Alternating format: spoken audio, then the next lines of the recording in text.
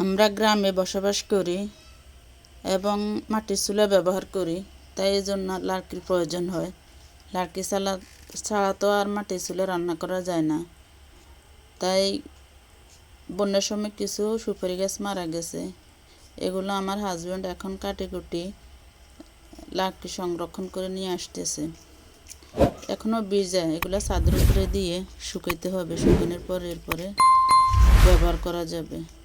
তাই সবাই আমার ভিডিওটি দেখতে থাকুন এবং আমার ভিডিও জুড়ে আমার সঙ্গে থাকুন। আসসালামু আলাইকুম, আশা করি সবাই ভালো আছেন। আল্লাহর অশেষ রহমত আমরাও আপনাদের দোয়া ভালো আছি। এখন নতুন আরেকটি ভিডিও শুরু করলাম আপনাদের মাঝে, পুরো ভিডিও জুড়ে আমার সঙ্গে থাকুন। আসলে এই প্রফেশনাল লাইনে যখন কেউ আসে অনলাইন জগতে, একটা ইউটিউবার, তখন অনেক পরিশ্রম, অনেক কষ্ট করতে হয় এই সাকসেস হওয়ার জন্য, কিন্তু অনেক কথাও শুনতে হয়। কিন্তু আমি অনেক কষ্ট করে ভিডিওগুলো তৈরি করি, কেউ আপনারা আমার ভিডিওগুলো দেখেনও না, আমাকে একটু সাপোর্টও দেন না। দয়া করে আমাকে একটু সাপোর্ট করেন, আমার পাশে থাকেন, আমাকে একটু সাহায্য করেন, হেল্প করেন, কারণ আমার ভিডিওগুলো দেখেন, এটাই আমার হেল্প।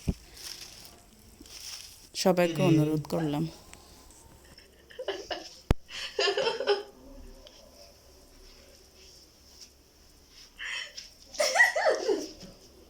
না আশা দিয়েছি আর গেঞ্জি করতে আরে সার মাস উড়েছি না কি উড়ে রে আর বটু উড়ে রে আর দাঁড়িয়ে সাদা করে গেলেছি শুধু তোর টেনশন আর চিন্তা বুঝলি।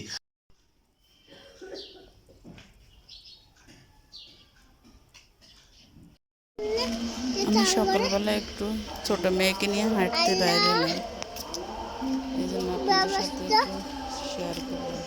কিছু খানা দিছিল জানা আমি এখানে চলেন কা হ্যাঁ চলে না রে বান্ডা সেট চলে আমরা বান্ডা সেট একটা ভিডিও তৈরি করতে অনেক সময় লাগে, সারা দিন লাগে, এটার অনেক কাজ থাকে। যারা ইউটিউবার তারাই জানে একমাত্র। আপনারা মনে করেন হয়তো একটু ক্যামেরাবন্দি করে এটাই মনোজনক কাজ না, অনেক কাজ। সবাই আমাকে একটু সাপোর্ট করেন প্লিজ। সবাই আমার পাশে থাকুন এবং আমাকে একটু হেল্প করুন, আমার ভিডিওগুলো দেখুন। দিকে তাকাও, রূপাইটা ছোট বেবি হয়ে গেছে, রূপাইটার একদিন পায়ে ডুলে।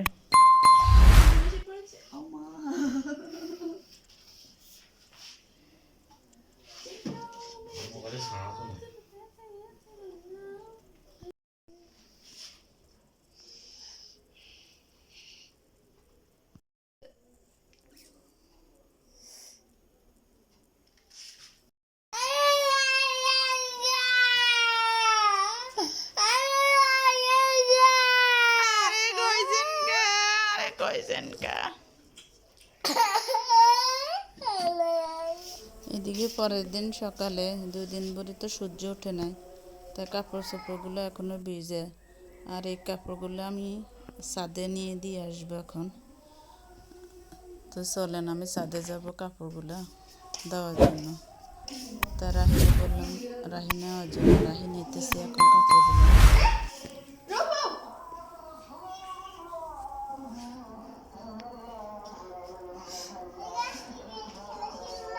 কিসে কিসে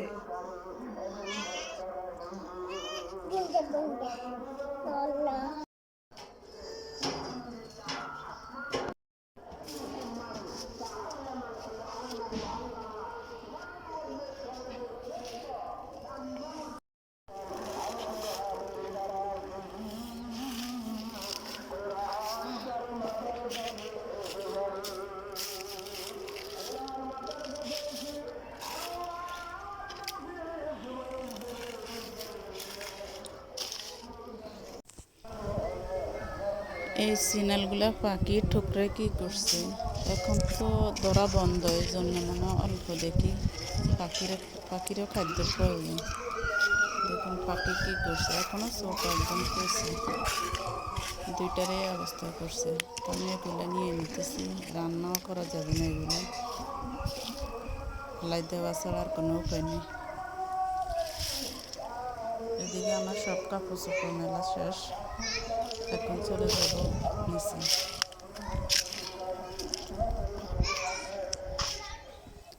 আর আমাদের নোয়াখালীর ভাষায় এগুলারে মুড়ির গুল্লা বলে, জানি না কোন ডিস্ট্রিক্টে কি বলে। আপনাদের ভাই আমাদের জন্য এগুলো নিয়ে আসছে, এখন শীতকালে এগুলো খাওয়া খাবো না অনেক নে মজা। ভাত আমি পরে খাবো, আমার হাতটা আগে কাশছে।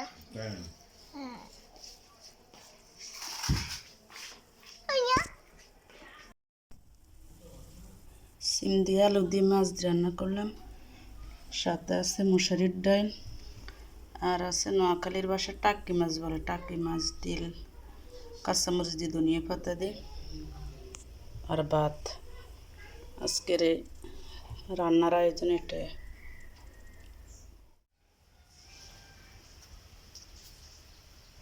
তুমি ঘর ঝাড়ু দাও, ঘর পরিষ্কার করো। এই তুমি কি ঘর ঝাড়ু দাও? আমি বড় খুশি। ঘর মুছবে? ওরে বাবুরে বাবা, ঘরে মুছবো।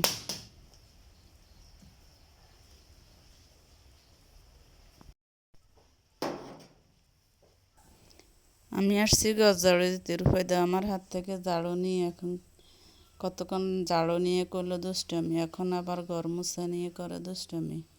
সে ঘর মুছবে, ঝাড়ু দিবে, আমি কোনো কাজ করতে গেলে হাত বাড়ায় বাড়ায় করতে যায়, করোনার সময় আর করবে না।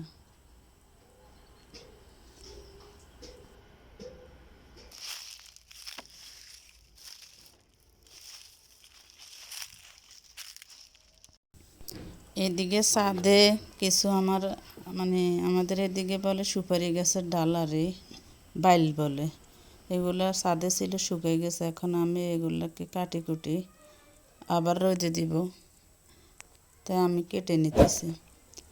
কাটা শেষ, এখন এগুলাকে আবার রোদে দিয়ে দিলাম, দেওয়ার পরে শুকাইলে নিয়ে জ্বালাবো। আর তো যদি আমার ভিডিওটি ভালো লাগে তাহলে লাইক, কমেন্ট, শেয়ার, সাবস্ক্রাইব করে আমার পাশে থাকবেন, পাশে থাকা বেল আইকনটি বাজিয়ে দেবেন। পুরো ভিডিও জুড়ে যারা আমার সঙ্গে রয়েছেন তাদেরকে অসংখ্য অসংখ্য ধন্যবাদ। আজকের মতো এখানে, আল্লাহ হাফেজ, আসসালামু আলাইকুম।